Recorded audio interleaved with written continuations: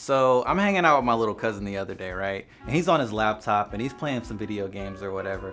And then I notice he's just kind of walking around in this world with all his other little friends and they're not really doing anything. So I'm looking over at him and I'm like, dude, where are the explosions? Video games over the years have gotten more sophisticated, and with the rise of esports and the popularity of these games, the video game industry has really grown, grossing $43.8 billion in 2018. And some of the most popular video games, however, are pretty violent, like Call of Duty, Grand Theft Auto, Mortal Kombat, and so many more. And it's these kinds of games that are causing more and more controversy as politicians claim they might be contributing to the rise of mass shootings in the US. You see it in the news all the time. We are training children, whether we intend to or not, whether it's anyone's desire or not, through video games, through movies, through musical lyrics. Students are desensitized to violence, may have lost empathy for their victims by watching hours and hours of video violent games. So today we're gonna dig deeper into the research and ask, are violent video games causing gun violence in America? Now, I gotta be honest, I'm not really a big gamer, so I turn to some people who are. These students are a part of a national youth journalism program called PBS NewsHour Student Reporting Labs. They researched, wrote, and helped produce this episode of Above the Noise. So, give a nice warm welcome to David, Reed, Maria, Hannah, and Trevor. Now, before we get into the research, let's set the scene a little. First of all, this debate isn't anything new. Violent video games have always had a bad reputation, beginning back in 1976 with the release of the game Death Race, where basically players ran over stick figures. After an outcry over Death Race and other games, in 1994, the Entertainment Software Rating Board, or ESRB for short, began placing recommended age restrictions on game covers. And then, in 2005, California passed a law that banned the sale of violent video games to minors. The bill was later struck down by the Supreme Court as unconstitutional because it jeopardized free speech. And more recently, President Donald Trump has expressed his opinion about the issue. We must stop the glorification of violence in our society.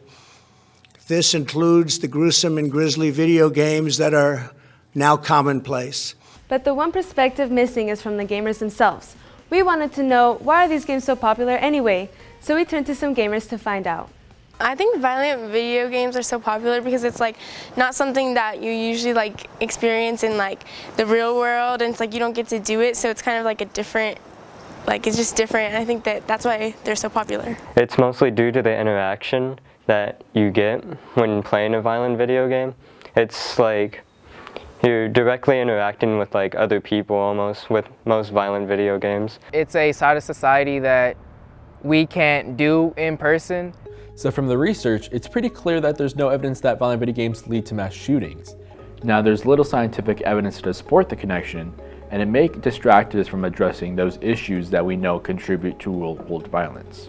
We sat down and talked with Chris Ferguson. He's a psychology professor at Stenson University in Florida, who's been researching the effects of video games on behavior for 15 years. Now, since he's based in Florida, we didn't have the budget to fly all of us there, so we had to settle with a webcam interview. We're looking at like violent crime. It's really what people are concerned about. It's everything from bullying through assaults through mass homicide, right? Is a range of stuff people's worried about. I think we can definitely say that the evidence we have now from a variety of pools of evidence does not suggest that violent video games are contributing to these types of outcomes. When it comes to mass shootings, some of the countries that play the most video games don't have the same issues we have. Check out the numbers from this Vox News analysis. Video games are even more popular in Japan and South Korea, and they don't have nearly the same number of deaths from gun violence as America.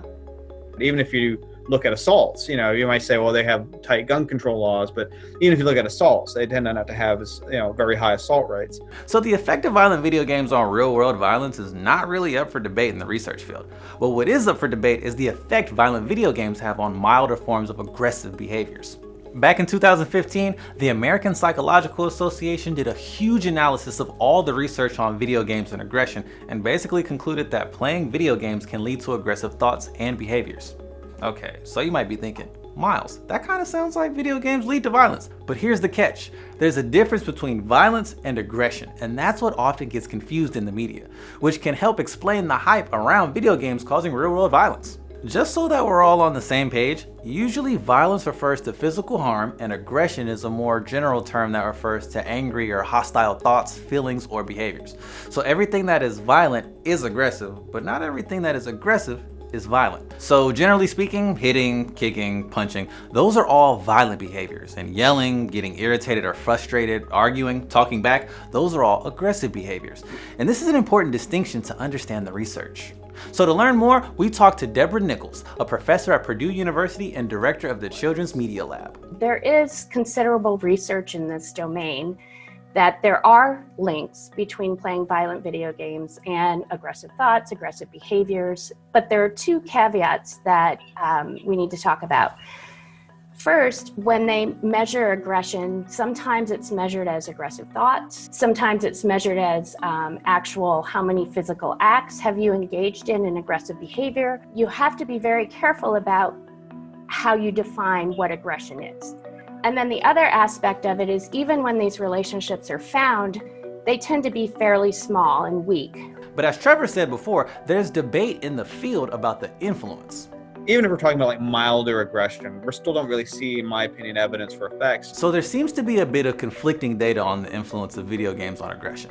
But what is clear is there isn't evidence to suggest they lead to real-world violence or mass shootings. You know, historically, concerns about video games were bipartisan. So we had both Democrats and Republicans that were concerned, you know, about video games. And I think a lot of that had to do with catering to an audience, and that audience is old people. You know, so they're the people that vote, you know, so old people don't play video games. They don't like video games, and they vote, you know, so it was largely beneficial for politicians to kind of make a big fuss over video games because it made it look like they were doing something. So now that you know more about the research, how concerned are you about the effects of violent video games on behavior? Let us know in the comments below.